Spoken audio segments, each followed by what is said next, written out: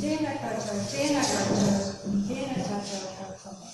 Welcome, all of you, and thank you very much for coming along this evening. It's a little bit wet, but not probably quite as bad as snow and so on that we had last week when we tried to have this meeting, so thank you for taking the time to come again. I'm Ali Timms, and I'm the Chairman of Environment Southland. A little bit about housekeeping. I guess the toilets are out through the door. There, thank you. Exits, there and there. Anything happens, I'm sure the staff will lead you to the right way out. Can I just ask if you've got any questions, just hang on to them until the end of the presentations. And at the end of tonight's presentations, we've got some supper here for you, so please stay and have a cup and a chat. There's a number of Environment Southland councillors and staff in the audience here tonight, so we would like to hear what you've got to say and what you think about what you hear about tonight. So this is the last of 3 public meetings that we've been holding in the last couple of weeks over the region, and it follows on from a series of meetings we hosted in January to explain our Water and Land 2020 and Beyond project, which is our project to maintain and improve Southland's water quality. And I probably don't need to tell you this, Southland's land use has intensified over the last 150 years due to development and human settlement, and this has resulted in declining water quality in some areas. And as a regional council, it's our statutory responsibility to sustainably manage Southland's natural resources so that future generations can enjoy the same opportunities that we do. And when it comes to water quality, we're also required to meet the government's national policy statement for fresh water. And as many of you will know, this means setting catchment limits for water quality and water quantity. But in Southland, we're taking a different approach to what other regional councils are doing around New Zealand. Through our Water and Land 2020 and Beyond project, we're undertaking a pretty comprehensive 3-year research program before we start to set new limits. So this research includes the science to understand Southland's unique physical geography and the relationship between the land and water, the development of an economic model to understand the impacts of any potential policies, social and cultural work streams, and we're also going to go out to our communities to learn about your values and aspirations for water.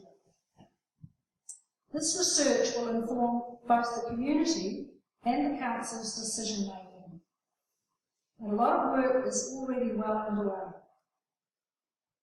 The council's aim is to provide Southland solutions to Southland's water quality issues. And while we may be some way off the actual setting of limits, what is clear is that one size won't fit all. The limit setting process will be undertaken on a catchment by catchment basis, and each one will take approximately 2 years to complete, with the first one beginning and proposed to begin in late 2016. As a council, we fully realise that this time limit, before we get into a limit setting process, may pose some difficulties. We will have businesses to run and decisions to make that can't necessarily wait. So with that in mind, the Council has established 4 guiding principles based on what we know now. So these principles are: 1. When it comes to limit setting, our approach is different to other regions. Just because something's happening elsewhere doesn't mean that it will happen here in Southland. There will be no predetermination. We need all the limit setting methods at our disposal. It's possible that more than one method will be applied in Southland.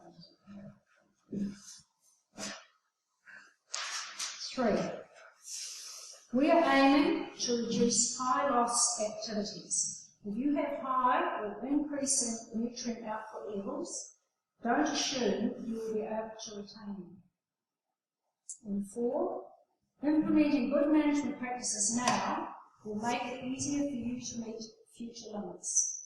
It's our expectation that all Southland businesses, all Southland farms and all Southland councils will operate good management practices. But right now our focus is on developing the draft water and land plan, which is due out for consultation in the next couple of months. This plan aims to hold the line and prevent any further degradation of water quality while we do that research required to support the limit setting process. And once adopted, the plan will provide a solid foundation for the limit setting process. So tonight, we're presenting science that's helping to inform the draft water and land plan. This science work has required a new perspective and pulls together a great deal of information to help us understand the relationship between the land and water. I'm really excited by the science. I consider it leading edge. It's very specific to Southland. It's really interesting. And I believe it will ensure that our responses to water quality issues will be targeted and will be effective. The science is still being peer reviewed, but we were keen to bring it to you as soon as we could. And tonight we also want to talk to you about this news, not only about the new science, but what it might mean for any subsequent policy development. So a couple of speakers tonight. Firstly, Dr. Clint Rissman, who is our science manager, and he'll talk first about the science. We call it the physiographic work, or the physical geography of Southland. And then he'll be followed by Anita Dorr, who is our policy and planning manager, and she'll be discussing policy implications. And finally, Vince Smith, our policy director, will facilitate the questions. So I'll hand over to you, David.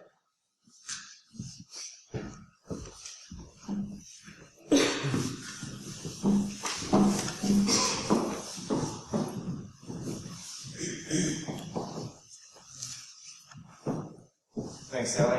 Thanks to everybody for coming tonight. Like Ali said, we've been working on scientific sort of understanding of our region. And I think one of the most challenging things that I get asked is people say, so what's the water quality like in your catchment? And I have to say, I need to say, well, where, what time of the year, and what time of the day, because it's spatially very variable. And it ultimately depends on where you are and at what time of the year. So we know that you can have exactly the same sort of operation in one location, maybe next door, the same sort of operation, and you get a totally different outcome. Why is that? And we're starting to develop that understanding. Why do we get different outcomes in different parts of Southland? And what are the controls over those water quality outcomes? For the same type of land use, we see quite different things. And so what we've been trying to do is package up our understanding, evolve that understanding over the last 3 years really, in terms of where our water comes from, for a start, and obviously from the sky, but it's a bit more complex than that. Some may originate way up in the mountains as snowmelt, some may come in as coastal rainfall, and that has quite a profound difference, or exerts a difference over the type of water you get. And also, a lot of this work's been based upon actually letting the water tell its story, so we've been collecting a lot of water samples and analysing them for their chemistry, but also things like stable isotopes, if you've heard of those. One of my favourite things, strangely. But the point of that is that, I guess just like any wine expert, you get an expert, you put them in the room, you can blindfold them, give them a glass of wine. Just from the smell and the taste, they should be competent enough to tell you, some of them what type of wine it is, what sort of grapes, how it's processed, maybe even down to the country and the specific vineyard within that country. And you can do the same with water. And I think for most people it's relatively intuitive that all water is not the same. And the context of, or the explanation for that I'll give is, we see water coming out of an alpine river or a mountain. It looks really different to the water coming out of the lowland forest. You know, it's got that tannin colour or stained like tea or beer. They are two different types of water. They look different, they taste different, they smell different, and they have totally different chemistry. So we can actually resolve those sort of things. And so what we did first was look at 5,000 samples of surface and groundwater from across Southland to kind of understand the origins of our water and also how many different types of water we have. And lo and behold, what you find is that the type of water is very much determined by my recipe, which I'll just put up here. So what we see is where your water comes from. So is your water from up in the mountains, the snow mountains, as I mentioned before, or is it more coastal rainfall percolating through the soil? What pathway does your water take? And I think that's pretty intuitive too. Three main pathways. One is that it might percolate over rock up in the alpine areas of hill country. It doesn't really go down that deep, maybe a small portion does. It runs off. So overland flow is also another sort of pathway we talk about, goes over the top. Second pathway might be through roll pipe drainage or lateral movement through the soil zone. And then the third pathway is deep percolation down into an underlying aquifer. So knowing which path the water takes is really important because it encounters different things on its journey and experiences different processes. And I'll give you one example. Where we've got really coarse textured gravel soils, for example, we don't really see a lot of lateral, we don't see overland flow as much, we don't see roll pipe drainage because it's so permeable and most of the water goes down.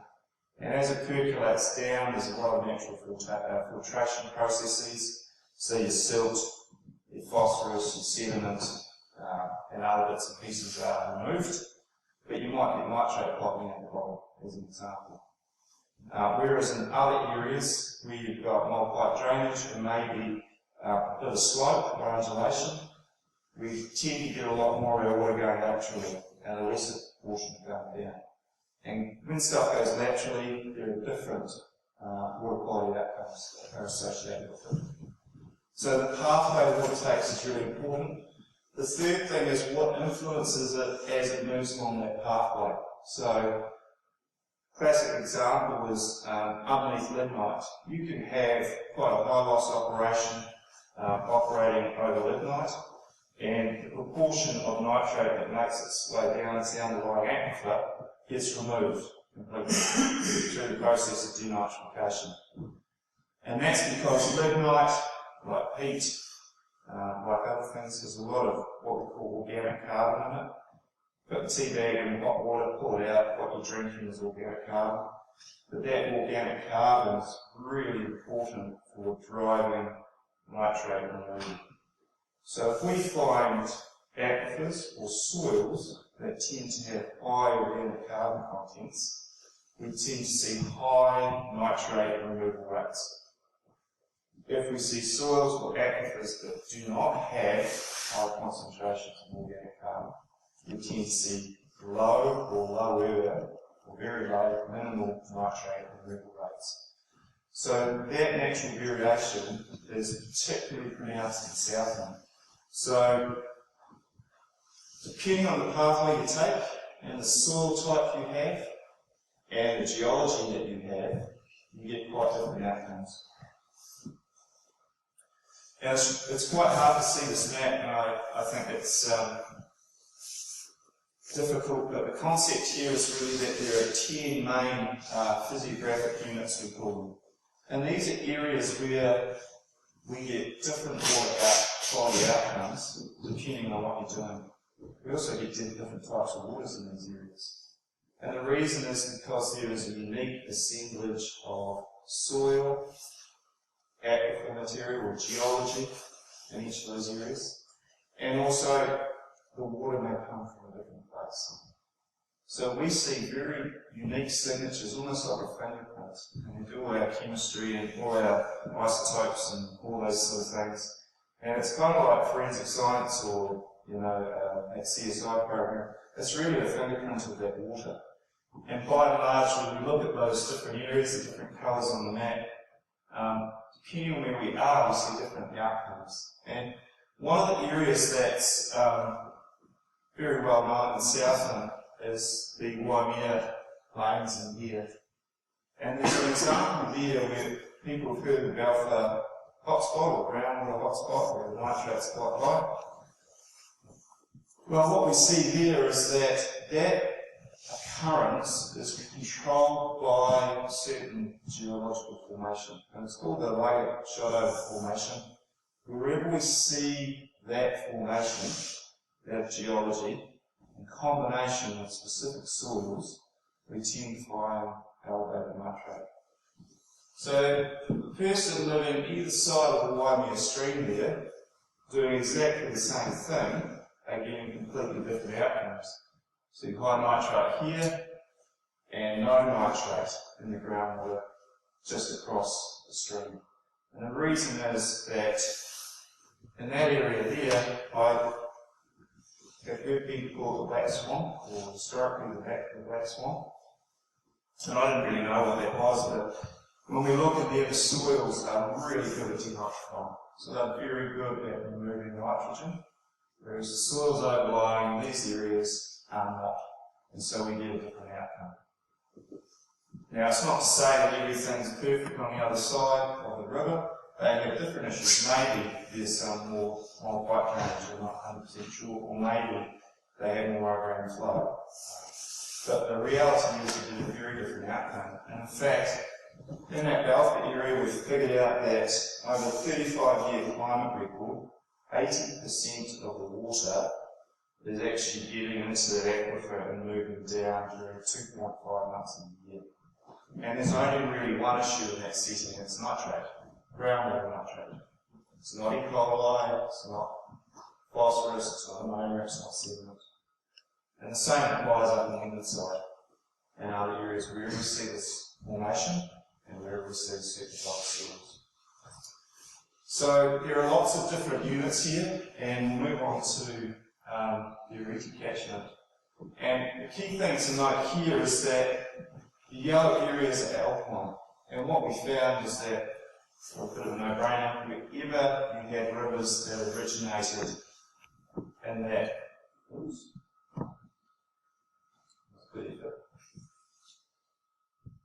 wherever you had rivers that originated up in that alpine area, up the top there, they had a very distinct signature, as you might expect. Snow melt, not a lot of plant growth up above the tree line, not a lot of organic carbon, pretty dull region. The green area is the hill country, and hill country constitutes the largest single physiographic unit in Southland. It's around about 850,000 hectares if we exclude the far western part of Fiordland and Sturla. And then we've got these other areas here, this sort of grey, sort of blue colour, which is a really important and a large area in Southland. And these areas here, what we tend to see is that the soils are fine textured, they're loose, sterile soils. They have slow permeability rates, around about 4 millimetres per hour or less. And they tend to be associated with a higher incidence of soil drainage. Not always, it depends on the slope, the other characteristics. But the other key point about these ones was that there is no groundwater nitrate issue underneath them. What we see when we sample those waters is low nitrate, but we see slightly elevated organic carbon and stuff with the tea bag that pops out. And we think part of the reason is that this coincides with the historical extent of red tussock wetlands or swamps in Southland. So that organic carbon from those, their historical legacy is still playing an important role in removing nitrogen from the aquifer system.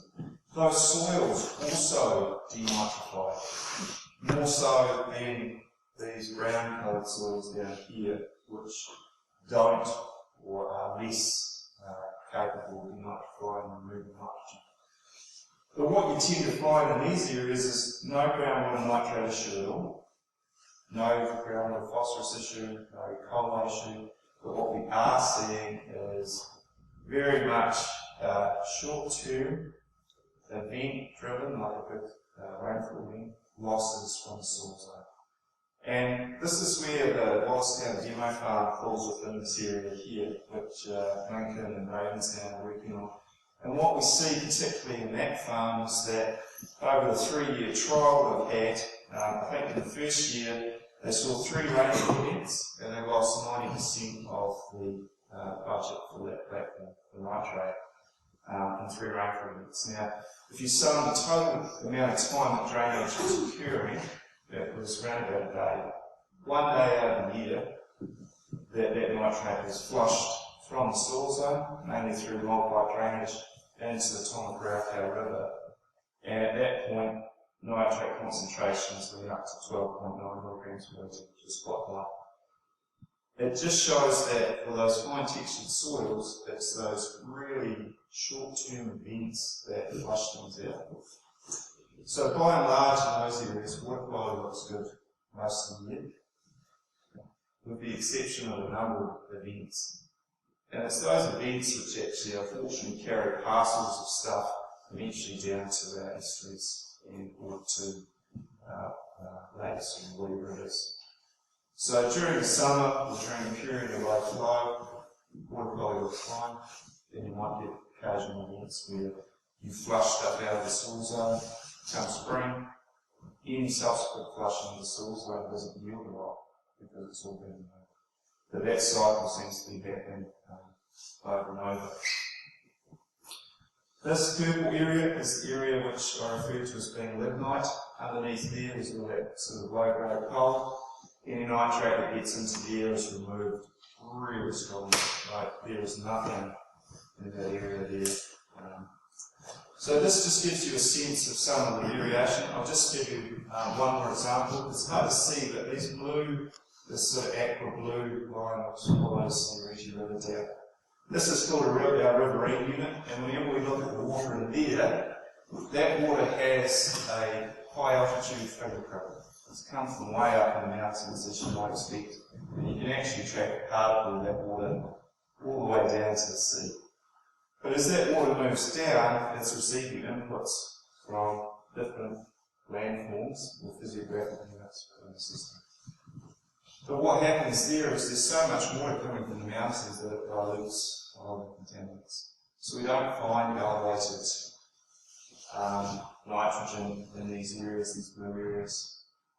And also, the soils in those areas are very coarse textured, gravels and stones adjacent to the river. And by and large, they have very severe to very severe nutrient leaching risk, mainly going down vertically. And so that maintains pretty low nitrate. But the concern primarily is that these rivers are our pathways for transporting excess contaminants that come out of the system. So most of our rivers and our streams and some of our groundwater eventually hooks up into this main arterial route essentially and contributes different amounts at different times as that water moves down.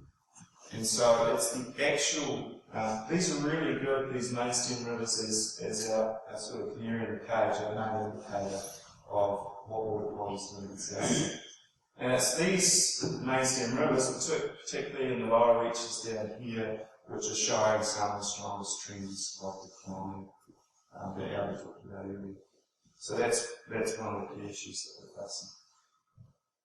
So as you can see, there's lots of spatial variation, and depending on where you are, and you're going to get quite different outcomes. So the point of this is really to start to understand our system spatially, how they work, what the controls are of the sort of outcomes that you might expect to see. And as Ali said, this is still a work in progress. And we've got another 2.5 years to invest in improving our understanding over some of the controls that are going on throughout the region. So conceptually, I just put in a few photos, or Adrian did. This is an alpine stream, quite different. A lot of snow would have been derived from up around this area. Hokanui's This is Dunsdale, and in this system you might expect, whenever I saw hill country water coming out, it had a lot of organic carbon in it, and it kind of makes sense because you look at all the trees, a long history of trees and forest lizard, and they're quite good at denitrifying those hill country soils as well. Another hill country stream in the valve setting, and these are our riverine sort of rivers I just talked about, those main arterial rivers that conduct water from the mountains to the sea, but also our main sort of inputs, or the main carriageway or arterial route for inputs from other parts of the landscape as well. And I have actual characters here to our history. Riverine, you know, higher up in the catchment, if I was to put a well in here, I know that I'll be tapping the river water. So quite close to the river here, you tap the water, chemically they look very different.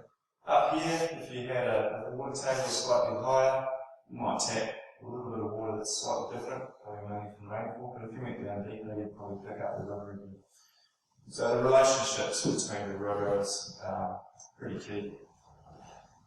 I think that's in Maituna, so the Lowland stream, and this is the Waimutuku. These waters are all very different, and it's not just the surface waters that are different. It's quite hard to take a photo of groundwater and put it up on the slide. So that's some of the context around trying to get a handle on the spatial changes or the patterns that we see in the area. And I think the key points are that, you know, the water quality within the Arita catchment, any catchment in Southland, is variable, depending on where you are and what time of the year. But we do see overall decline occurring in those lower mainstem rivers, which are probably the main integrator of all those things.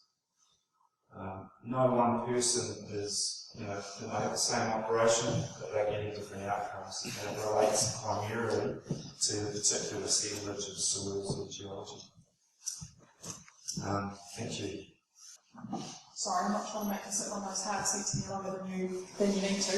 And I do appreciate you sort of sitting and listening. So what I'll quickly talk to you about before we open up for questions is kind of the so what. So you've heard a bit about the science and what does it actually mean. And Ellie mentioned earlier that we've got some science work and we've got some economic work underway. But what's really important is that that work's not ready yet for us to set catchment limits. So it's really important that we start to do something now to start changing behaviours. So our focus is on our water and land plan. It's about merging our water plan and our effluent plan into one, simplifying it where we can and bringing in some new rules. The basis for those rules is the science. What we've heard over the last few years is that we don't want things that aren't based on the science. So we've taken this piece of work with physiographics and that's forming the framework for these new rules.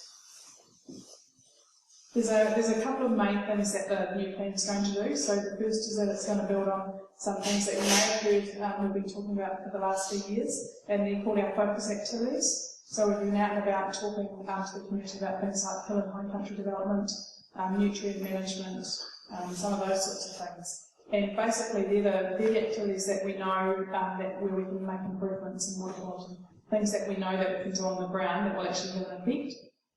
So we're taking those activities and we're using the physiographics to actually target some responses to what the science is telling us. And Ali said it and Clint said it and you'll hear it a bit. The key thing is that we actually want to target things on an issue-by-issue basis. So if we want to ask you now to intervene, to do something in terms of your business that might cost you money, we want to make sure that we're actually sending you in the direction that's going to help water quality. We don't want you all going off doing something that's actually not going to have an effect if your issue isn't addressed by doing that. Water quality is a mixed bag in Southland, so it's not all bad for the same reason in the same areas. So that's why we need to make sure that the science, that we listen to the science and what it's telling us and target our interventions. And so we're aiming to use our water and land plan, the stuff that we're doing now, as our springboard or our foundation for catchment limits. We want to make sure that we set you in the direction that you're going to continue to go in as those catchment limits come on. And I've kind of talked for a bit, but I haven't really actually said anything. So What does it actually mean? It does mean new rules, there's new policies, there's new objectives, and they are based on those things that we know where we can have some impact. But you won't have the same rules potentially as your neighbour. So if you're in a different physiographic unit, if you're on one side of the stream to the other, you won't see exactly the same things that apply to you. You'll have to look and you have to identify where you are and what we actually need to address for you. And some of the rules will be permitted activity rules, so it won't be that you need to get a resource consent if you can comply with certain things. Some mean you will need to get a resource consent. And the parts of the plan that we're looking at are wintering. We know wintering is one of our issues. We know hill and high country development is one of our issues. Nutrient management, intensification. So they're the sorts of things that we're going to be looking at. The benefit of taking this approach is that we can actually work on each issue that the zone faces and try to stop those zones getting worse. So we don't want to continue to let more, big whole wide run off if we know we can fix it now. So for example, critical source area management, really key thing. Bit of a no-brainer even for a townie like me. I can see where all the water's going, I can see where it's running to. So I know on a wet day where all the sediment, where all the E. coli, where all the bugs that are sitting on that paddock are going to end up. So if we can target some rules and get guys on the land that are using this land to actually have a look at how they can track that and how they can stop it getting to water, then we know we can actually stop all those bugs also getting into the water. So if you're in an area where E. coli and sediment are an issue, you might find that you've got some rules or some new policies around how to manage your critical source areas.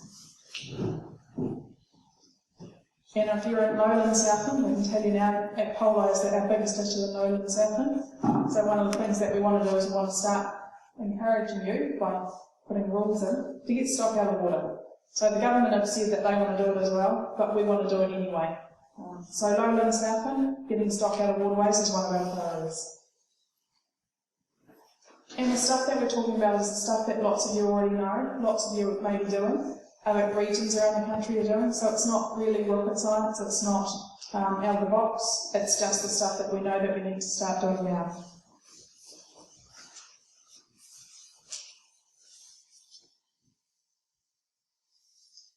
In terms of timeframes, we are having a workshop tomorrow with our councillors, so we've just finished drafting the first version of what we think the plan might look like. We've got a hard day tomorrow convincing the councillors that they can let us release it for you all to have a look at. So we'll, fingers crossed, we'll know tomorrow afternoon that that's happened. And so the basis of that is the physiographic unit. All going well tomorrow, we will have that plan out for feedback at the start of July. We originally had a 2-month period, but we realised it's a really busy time on the farm. So we've made it a 3-month period, still acknowledging it's not the best time of the year for you guys. But what we'll do is we'll start coming around and we'll have some drop-in sessions so that you can come and see us. We can explain the implications, what it might mean for you, and get your feedback. That's kind of a non-statutory, so that's outside of the Resource Management Act type of feedback session. Then we want to take that feedback that we've got, we'll go back to the councillors, have some more workshops, figure out where we've gone really wrong, if we have, where we might have gone a little bit wrong, or what they can live with, and look to do the notification phase of this project at the end of the year. So that's another opportunity to have some feedback, some comment through the statutory process. I guess the key thing is, and one of the things that's come up from the meetings is, if you can't feedback in the next 3 months, sort of what then. But there is another process after that, so there'll be 2 opportunities to have a discussion. We want, in a perfect world, we'll be having hearings in the middle of next year, so we'll have the plan change out and have some hearings. So that's sort of the next 12 months of time frame. And when we get to that notified version, we'll have some tools, some maps, the resources that we need to support you. So if we're going to ask you to apply for consent for an activity, because we know that there's some issues, we want to make sure that we can give you the tools that help you to do that consent that you need to do. So that's probably all in terms of policy implications. Generally now there's a few questions, you've had a bit of time to digest the science, so I'll just pass over the